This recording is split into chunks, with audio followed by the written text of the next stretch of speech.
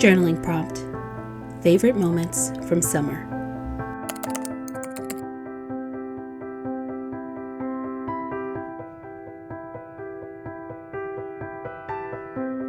August is coming to an end, and although autumn doesn't begin until the end of September, once that month starts, I begin to think about fall.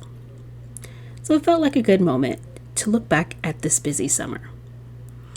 The first thing that comes to mind is the twins' birthday at Universal Studios. Can't believe my niece and nephew are already 10. It's so amazing seeing the world through their eyes. It was their first trip to Universal, and the difference from when we took them to Disneyland for their 4th birthday, when they were terrified by Giant Mickey and half the rides, to seeing them fearlessly get on roller coasters you couldn't pay me to get on. I'm too old for that. I don't need to be dragged up in the air and flung towards the ground to have a good time. Point me towards a moderate ride like a merry-go-round or something like that. But watching them have fun was all I needed to enjoy my day.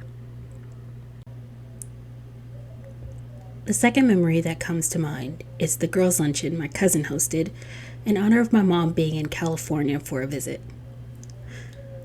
Both of my grandmothers have passed away, so having a chance to spend time with the women in my family was a wonderful experience. Being around my great aunts, my mom, and my cousins, it's one of those days I'll remember fondly for the rest of my life. The funny stories, wise advice, and even some odd and random conspiracy theories.